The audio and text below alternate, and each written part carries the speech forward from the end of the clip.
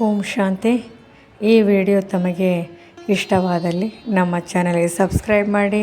ತಮಗೆ video notification ಸಿಗ್ತಾ ಇರುವುದು. ಓಂ ಶಾಂತಿ.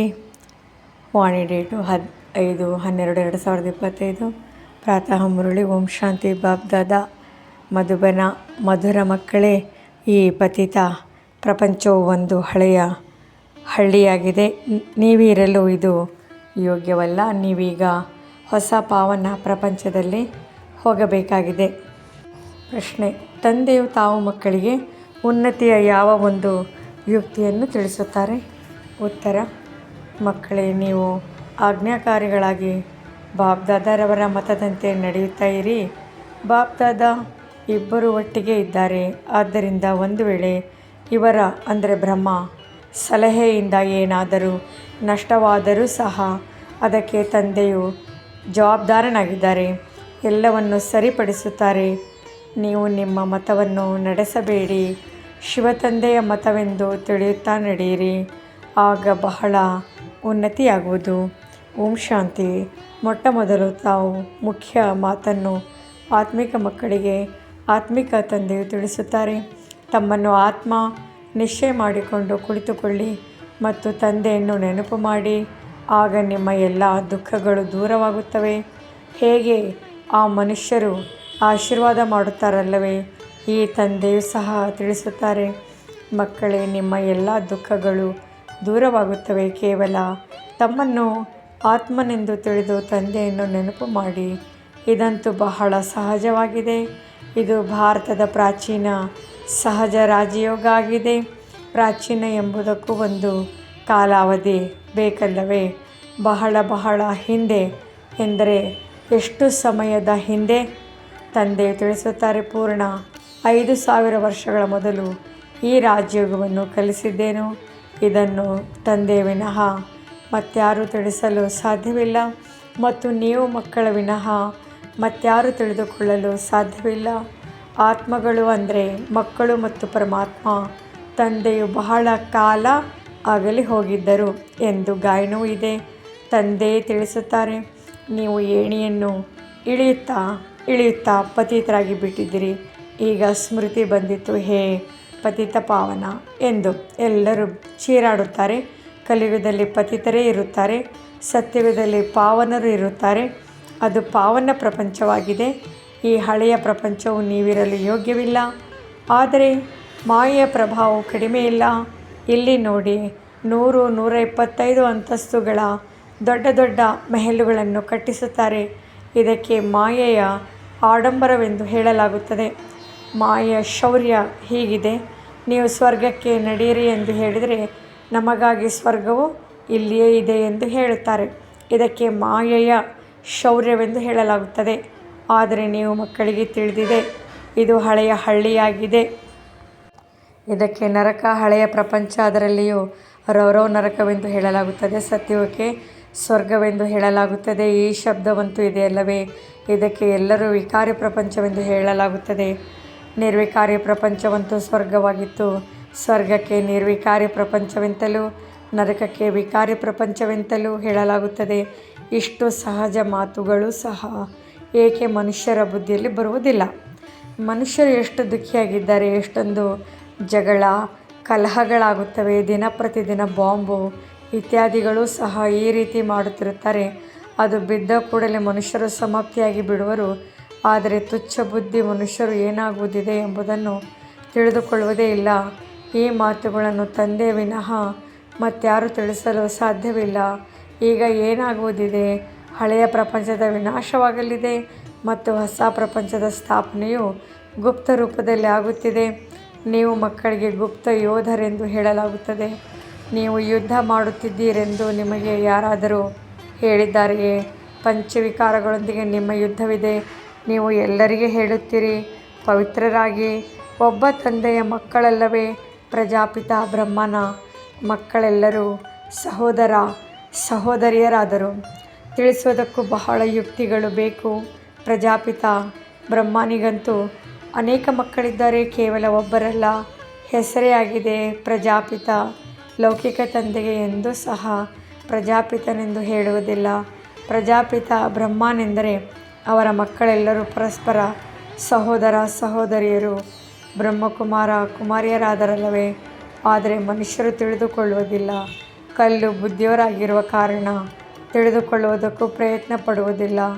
ಪ್ರಜಾಪಿತ ಬ್ರಹ್ಮನ ಮಕ್ಕಳು ಸಹೋದರ ಸಹೋದರಿಯರಾದಿರಿ.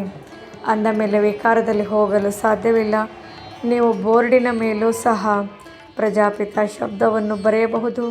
ಬಹಳ ಅವಶ್ಯಕವಾಗಿದೆ. ಕೇವಲ ಬ್ರಹ್ಮ ಎಂದು ಬರೆಯುವುದರಿಂದ ಅಷ್ಟೊಂದು ಪ್ರಭಾವಶಾಲಿಯಾಗಿರುವುದಿಲ್ಲ. ಆದ್ದರಿಂದ ಬೋರ್ಡಿನ ಮೇಲೂ ಸಹ ಸರಿಯಾದ ಶಬ್ದವನ್ನು ಬರೆದು ಸುಧಾರಣೆ ಮಾಡಬೇಕಾಗುತ್ತದೆ. ಇದು ಬಹಳ ಅವಶ್ಯಕ ಶಬ್ದವಾಗಿದೆ. ಬ್ರಹ್ಮ ಎಂಬ ಹೆಸರಂತೂ ಸ್ತ್ರೀಯರಿಗೂ ಇರುತ್ತದೆ. ಸ್ತ್ರೀಯರ ಹೆಸರನ್ನು ಪುರುಷರಿಗೆ, ಪುರುಷರ ಹೆಸರನ್ನು ಸ್ತ್ರೀಯರಿಗೆ ಇಟ್ಟು ಬಿಡುತ್ತಾರೆ. ಇಷ್ಟೊಂದು ಹೆಸರುಗಳನ್ನು ಎಲ್ಲಿಂದ ತರುವುದು? ಎಲ್ಲವೂ ಡ್ರಾಮಾ ಪ್ಲ್ಯಾನ್ ಅನುಸಾರ ಆಗುತ್ತಿದೆ. ತಂದೆಗೆ ಆಜ್ಞಾಕಾರಿಗಳು ಪ್ರಾಮಾಣಿಕರಾಗುವುದು ಚಿಕ್ಕಮ್ಮನ ಮನೆಯಂತಲ್ಲ. ಬಾಬ್ದಾದಾ ಇಬ್ಬರು ಒಟ್ಟಿಗೆ ಇದ್ದಾರಲ್ಲವೇ? ಇವರು ಯಾರು ಎಂಬುದನ್ನು ತಿಳಿದುಕೊಳ್ಳುವುದಿಲ್ಲ. ಆದ್ದರಿಂದಲೇ ಶಿವತಂದೆಯು ತಿಳಿಸುತ್ತಾರೆ, ನನ್ನ ಆಜ್ಞೆಯನ್ನು ಸಹ ಮನುಷ್ಯರು ಅರ್ಥ ಮಾಡಿಕೊಳ್ಳುವುದಿಲ್ಲ. ಉಲ್ಟಾ ಹೇಳಲಿ ಸುಲ್ಟಾ ಹೇಳಲಿ, ಆದರೆ ನಮಗೆ ಶಿವತಂದೆಯು ತಿಳಿಸುತ್ತಿದ್ದಾರೆಂದು ತಿಳಿಯಿರಿ. ಆಗ ನಾನು ಜವಾಬ್ದಾರನಾಗುವೆನು. ಇವರ ಸಲಹೆಯಿಂದ ಏನೇ ನಷ್ಟವಾದರೂ ಸಹ ಜವಾಬ್ದಾರನು ನಾನಾಗಿರುವುದರಿಂದ ಎಲ್ಲವನ್ನು ಸರಿಪಡಿಸುವೆನು. ಆದ್ದರಿಂದ ಎಲ್ಲವೂ ಶಿವತಂದೆಯ ಸಲಹೆ ಎಂದು ತಿಳಿದುಕೊಳ್ಳುತ್ತಾ ಇರಿ. ಆಗ ನಿಮ್ಮದು ಬಹಳ ಉನ್ನತಿಯಾಗುವುದು. ಆದರೆ ಈ ರೀತಿ ಕೆಲವರೇ ತಿಳಿದುಕೊಳ್ಳುತ್ತಾರೆ. ಕೆಲವರಂತೂ ತಮ್ಮ ಮತವನ್ನು ನಡೆಸುತ್ತಿರುತ್ತಾರೆ. ತಂದೆಯು ನೀವು ಮಕ್ಕಳಿಗೆ ಆದೇಶ ನೀಡಲು ತಿಳಿಸಿಕೊಡಲು ಎಷ್ಟು ದೂರದಿಂದ ಬರುತ್ತಾರೆ. ಮತ್ಯಾರ ಬಳಿಯೂ ಈ ಆತ್ಮಿಕ ಜ್ಞಾನವಿಲ್ಲ. ಇಡೀ ದಿನ ಇದೇ ಚಿಂತನೆಯೂ ನಡೆಯಬೇಕು. ಮನುಷ್ಯರಿಗೆ ಅರ್ಥವಾಗಬೇಕಾದರೆ ಹೇಗೆ ಬರೆಯಬೇಕು ಎಂದು ಇಂತಿಂತಹ ನೇರ ಶಬ್ದಗಳನ್ನು ಬರೆಯಬೇಕು. ಮನುಷ್ಯರ ದೃಷ್ಟಿಯು ಅದರ ಮೇಲೆ ಬೀಳಲಿ.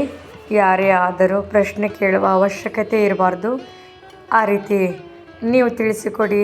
ತಂದೆಯು ತಿಳಿಸುತ್ತಾರೆ, ತಮ್ಮನ್ನು ಆತ್ಮನೆಂದು ತಿಳಿದು ನನ್ನನ್ನು ನೆನಪು ಮಾಡಿದರೆ ಎಲ್ಲ ದುಃಖಗಳು ದೂರವಾಗುತ್ತವೆ.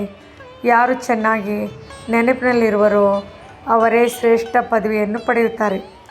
ಇದಂತೂ ಸೆಕೆಂಡಿನ ಮಾತಾಗಿದೆ. ಮನುಷ್ಯರು ಏನೇನೋ ಕೇಳುತ್ತಿರುತ್ತಾರೆ. ಅದಕ್ಕೆ ನೀವು ಏನೇನೋ ಹೇಳಬೇಡಿ. ಇಷ್ಟನ್ನೇ ತಿಳಿಸಿ ಹೆಚ್ಚಿಗೆ ಕೇಳಬೇಡಿ. ಮೊದಲು ಒಂದು ಮಾತನ್ನು ನಿಶ್ಚಯ ಮಾಡಿಕೊಳ್ಳಿ. ಪ್ರಶ್ನೆಗಳ ಕಾಡಿನಲ್ಲಿ ಸಿಕ್ಕಿ ಹಾಕಿಕೊಂಡರೆ ಮತ್ತೆ ಅದರಿಂದ ಹೊರಬರುವ ಮಾರ್ಗವೇ ಸಿಗುವುದಿಲ್ಲ. ಹೇಗೆ ಹಿಮದಲ್ಲಿ ಮನುಷ್ಯರು ಸಿಕ್ಕಿ ಹಾಕಿಕೊಂಡರೆ ಹೊರಬರಲು ಕಷ್ಟವಾಗುತ್ತದೆ, ಇದು ಹಾಗೆ ಮನುಷ್ಯರು ಎಲ್ಲಿಂದ ಎಲ್ಲಿಗೋ ಮಾಯೆಯ ಕಡೆ ಹೊರಟು ಹೋಗುತ್ತಾರೆ. ಆದ್ದರಿಂದ ಮೊದಲು ಎಲ್ಲರಿಗೂ ಒಂದೇ ಮಾತನ್ನು ತಿಳಿಸಿ, ನೀವು ಅವಿನಾಶಿ ಆತ್ಮನಾಗಿದ್ದರೆ ತಂದೆಯೂ ಸಹ ಅವಿನಾಶಿ ಪತಿತ ಪಾವನನಾಗಿದ್ದಾರೆ. ನೀವು ಪತಿತರಾಗಿದ್ದರೆ ಈಗ ಮನೆಗೆ ಹೋಗಬೇಕು, ಇಲ್ಲವೇ ಹೊಸ ಪ್ರಪಂಚದಲ್ಲಿ ಹೋಗಬೇಕಾಗಿದೆ. ಹಳೆಯ ಪ್ರಪಂಚದಲ್ಲಿ ಅಂತಿಮದವರೆಗೂ ಬರುತ್ತಿರುತ್ತಾರೆ. ಯಾರು ಪೂರ್ಣ ಓದುವುದಿಲ್ಲವೋ ಅವರು ಅವಶ್ಯವಾಗಿ ಕೊನೆಯಲ್ಲಿ ಬರುತ್ತಾರೆ. ಎಷ್ಟೊಂದು ಲೆಕ್ಕವಿದೆ ಮತ್ತು ಮೊದಲು ಯಾರು ಹೋಗುವರು ಎಂದು ವಿದ್ಯೆಯಿಂದಲೂ ತಿಳಿದುಕೊಳ್ಳಲಾಗುತ್ತದೆ. ಶಾಲೆಯಲ್ಲಿಯೂ ಗುರಿಯನ್ನು ತೋರಿಸುತ್ತಾರಲ್ಲವೇ? ಓಡಿ ಹೋಗಿ ಗುರಿಯನ್ನು ಮುಟ್ಟಿ ಹಿಂತಿರುಗಿ ಬನ್ನಿ ಎಂದು ಹೇಳುತ್ತಾರೆ. ಮೊದಲ ನಂಬರ್ನವರಿಗೆ ಬಹುಮಾನ ಸಿಗುತ್ತದೆ. ಇದು ಬೇಹದ್ದಿನ ಮಾತಾಗಿದೆ. ಇಲ್ಲಿ ಬೇಹದ್ದಿನ ಬಹುಮಾನ ಸಿಗುತ್ತದೆ. ತಂದೆಯು ತಿಳಿಸುತ್ತಾರೆ, ನೆನಪಿನ ಯಾತ್ರೆಯಲ್ಲಿರಿ. ದೈವಿ ಗುಣಗಳನ್ನು ಧಾರಣೆ ಮಾಡಿಕೊಳ್ಳಬೇಕಾಗಿದೆ. ಇಲ್ಲಿಯೇ ಸರ್ವಗುಣ ಸಂಪನ್ನರಾಗಬೇಕಾಗಿದೆ. ಆದ್ದರಿಂದ ತಂದೆಯು ಹೇಳುತ್ತಾರೆ, ಮಕ್ಕಳೇ ಚಾರ್ಟ್ ಇಡಿ. ನೆನಪಿನ ಯಾತ್ರೆಯ ಚಾರ್ಟ್ ಇಟ್ಟುಕೊಂಡಾಗ ನಾವು ಲಾಭದಲ್ಲಿದ್ದೇವೆಯೋ ಅಥವಾ ನಷ್ಟದಲ್ಲಿದ್ದೇವೆಯೋ ಎಂಬುದು ಅರ್ಥವಾಗುತ್ತದೆ. ಆದರೆ ಮಕ್ಕಳು ಬರೆಯುವುದೇ ಇಲ್ಲ. ತಂದೆಯು ಹೇಳುತ್ತಾರೆ, ಆದರೆ ಮಕ್ಕಳು ಮಾಡುವುದಿಲ್ಲ. ಬಹಳ ಕೆಲವರೇ ಮಾಡುತ್ತಾರೆ. ಆದ್ದರಿಂದ ಮಾಲೆಯು ಕೆಲವರದು ಮಾಡಲ್ಪಟ್ಟಿದೆ. 8 ಮಣಿಗಳು ಮಾತ್ರವೇ ಸ್ಕಾಲರ್ಶಿಪ್ ತೆಗೆದುಕೊಳ್ಳುತ್ತಾರೆ. ನಂತರ 108 ಮಣಿಗಳು ಪ್ಲಸ್ನಲ್ಲಿ ಬರುತ್ತಾರೆ. ಪ್ಲಸ್ನಲ್ಲಿ ಯಾರು ಹೋಗುತ್ತಾರೆ? ರಾಜ ಮತ್ತು ರಾಣಿ. ಬಹಳ ಸ್ವಲ್ಪವೇ ವ್ಯತ್ಯಾಸವಿರುತ್ತದೆ. ತಂದೆಯು ತಿಳಿಸುತ್ತಾರೆ, ಮೊದಲು ತಮ್ಮನ್ನು ಆತ್ಮನೆಂದು ತಿಳಿಯಿರಿ ಮತ್ತು ತಂದೆಯನ್ನು ನೆನಪು ಮಾಡಿ. ಇದೇ ನೆನಪಿನ ಯಾತ್ರೆಯಾಗಿದೆ. ಕೇವಲ ಇದೇ ತಂದೆಯ ಸಂದೇಶವನ್ನು ಕೊಡಬೇಕಾಗಿದೆ. ಹೆಚ್ಚು ವರ್ಣನೆಯನ್ನು ಮಾಡುವ ಅವಶ್ಯಕತೆ ಇಲ್ಲ. ಮನ್ಮನಾಭವ, ದೇಹದ ಎಲ್ಲ ಸಂಬಂಧಗಳನ್ನು ಬಿಟ್ಟು ಹಳೆಯ ಪ್ರಪಂಚದಲ್ಲಿ ಎಲ್ಲವನ್ನು ಬುದ್ಧಿಯಿಂದ ತ್ಯಾಗ ಮಾಡಬೇಕಾಗಿದೆ.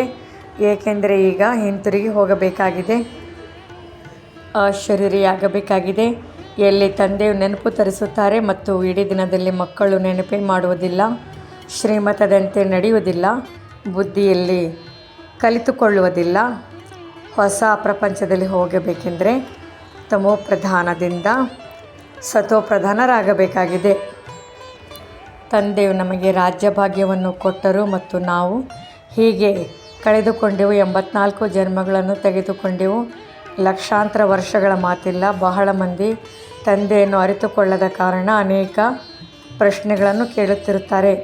ತಂದೆಯು ತಿಳಿಸುತ್ತಾರೆ, ಮೊದಲು ನನ್ನನ್ನೊಬ್ಬನನ್ನೇ ನೆನಪು ಮಾಡಿ, ಆಗ ಪಾಪಗಳು ಕಳೆಯುತ್ತವೆ ಮತ್ತು ದೈವಿ ಗುಣಗಳನ್ನು ಧಾರಣೆ ಮಾಡಿದರೆ ದೇವತೆಗಳಾಗುವಿರಿ.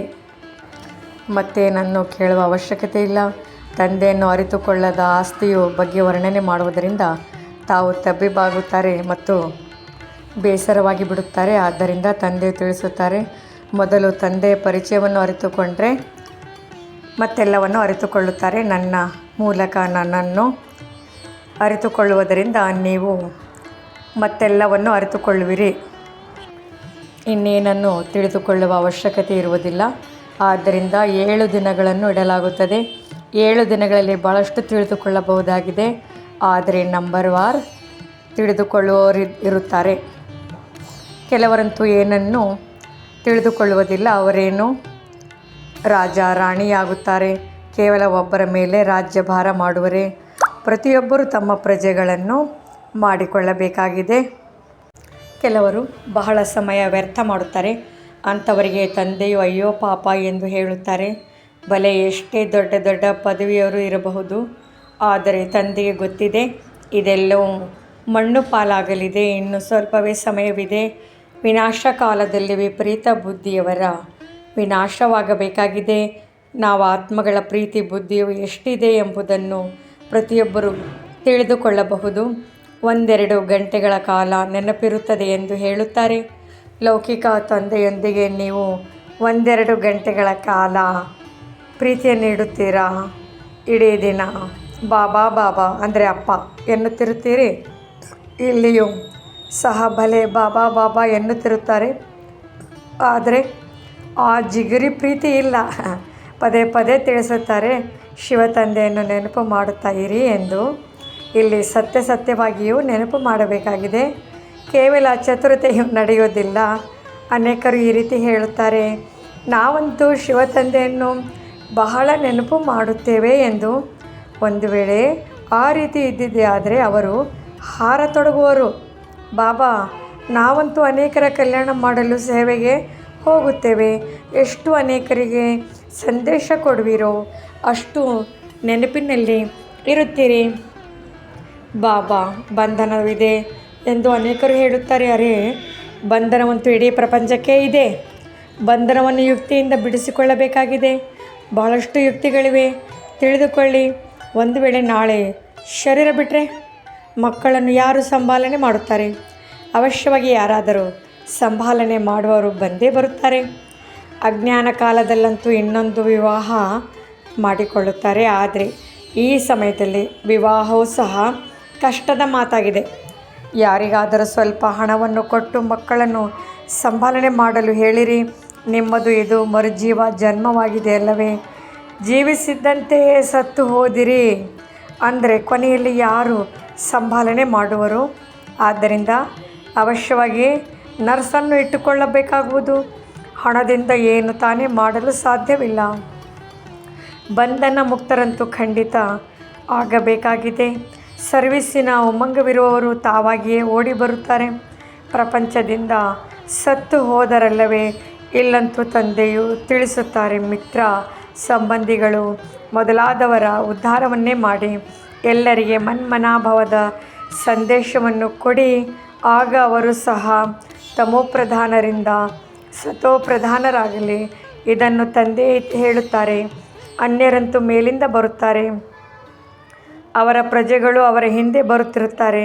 ಹೇಗೆ ಕ್ರೈಸ್ತ ಅವರ ಅನುಯಾಯಿಗಳನ್ನು ಕೆಳಗೆ ಕರೆದುಕೊಂಡು ಬರುತ್ತಾರೆ. ಕೆಳಗೆ ಪಾತ್ರವನ್ನು ಅಭಿನಯಿಸುತ್ತಾ ಯಾವಾಗ ಅಶಾಂತರಾಗಿ ಬಿಡುವರೋ ಆಗ ನಮಗೆ ಶಾಂತಿ ಬೇಕು ಎಂದು ಹೇಳುತ್ತಾರೆ. ಶಾಂತಿಯಲ್ಲೇ ಕುಳಿತಿದ್ದರೂ ಮತ್ತೆ ಅವರ ಗುರುಗಳ ಹಿಂದೆ ಬರಬೇಕಾಗುತ್ತದೆ. ಬಂದ ನಂತರ ಮತ್ತೆ ಹೇ ಪತಿತ ಪಾವನ ಬನ್ನಿ ಎಂದು ಕರೆಯತೊಡಗುತ್ತಾರೆ. ಈ ಆಟವು ಹೇಗೆ ಮಾಡಲ್ಪಟ್ಟಿದೆ? ಅವರಂತೂ ಕೊನೆಯಲ್ಲಿ ಬಂದು ಲಕ್ಷ್ಯವನ್ನು ತೆಗೆದುಕೊಳ್ಳುತ್ತಾರೆ. ಮಕ್ಕಳೇ, ಸಾಕ್ಷಾತ್ಕಾರ ಮಾಡಿದಿರಿ. ಬಂದು ಮನ್ಮನಾಭವದ ಲಕ್ಷ್ಯವನ್ನು ತೆಗೆದುಕೊಳ್ಳುತ್ತಾರೆ. ನೀವೀಗ ಭಿಕಾರಿಗಳಿಂದ ರಾಜಕುಮಾರರಾಗುತ್ತೀರಿ. ಈ ಸಮಯದಲ್ಲಿ ಯಾರೆಲ್ಲರೂ ಸಾಹುಕಾರರಿರುವರೋ ಅವರೆಲ್ಲರೂ ಭಿಕಾರಿಗಳಾಗುವರು. ಇದು ಆಶ್ಚರ್ಯಕರವಾಗಿದೆ. ಈ ಆಟವನ್ನು ಯಾರೂ ತಿಳಿದುಕೊಂಡಿಲ್ಲ. ಇಡೀ ರಾಜಧಾನಿಯು ಸ್ಥಾಪನೆಯಾಗುತ್ತಿದೆ. ಕೆಲವರಂತೂ ಬಡವರು ಆಗುತ್ತಾರಲ್ಲವೇ? ಇವು ಬಹಳ ದೂರಾಂದೇಶಿ ಬುದ್ಧಿಯಿಂದ ತಿಳಿದುಕೊಳ್ಳುವ ಮಾತುಗಳಾಗಿವೆ. ನಾವು ಹೇಗೆ ಇಲ್ಲಿಂದ ವರ್ಗಾಯಿತರಾಗಿದ್ದೇವೆ ಎಂಬುದೆಲ್ಲವೂ ಅಂತಿಮದಲ್ಲಿ ಸಾಕ್ಷಾತ್ಕಾರವಾಗುವುದು. ನೀವು ಹೊಸ ಪ್ರಪಂಚಕ್ಕಾಗಿ ಓದುತ್ತಿದ್ದೀರಿ. ಈಗ ಸಂಗಮದಲ್ಲಿದ್ದೀರಿ. ಓದಿ ತೇರ್ಗಡೆಯಾದರೆ ದೈವಿ ಕುಲದಲ್ಲಿ ಹೋಗುತ್ತೀರಿ. ಈಗ ಬ್ರಾಹ್ಮಣ ಕುಲದಲ್ಲಿದ್ದೀರಿ. ಈ ಮಾತುಗಳನ್ನು ಯಾರೂ ತಿಳಿದುಕೊಂಡಿಲ್ಲ. ಭಗವಂತನೇ ಓದಿಸುತ್ತಾರೆ ಎಂಬುದರ ಯಾವ ಬುದ್ಧಿಯಲ್ಲಿಯೂ ಸ್ವಲ್ಪವೂ ಕುಳಿತುಕೊಳ್ಳುವುದಿಲ್ಲ. ನಿರಾಕಾರ ಭಗವಂತನು ಅವಶ್ಯವಾಗಿ ಬರುವರಲ್ಲವೇ? ಈ ಡ್ರಾಮಾ ಬಹಳ ವಿಚಿತ್ರವಾಗಿ ಮಾಡಲ್ಪಟ್ಟಿದೆ. ಇದನ್ನು ನೀವು ತಿಳಿದುಕೊಂಡಿದ್ದೀರಿ ಮತ್ತು ಪಾತ್ರವನ್ನು ಅಭಿನಯಿಸುತ್ತಿದ್ದೀರಿ.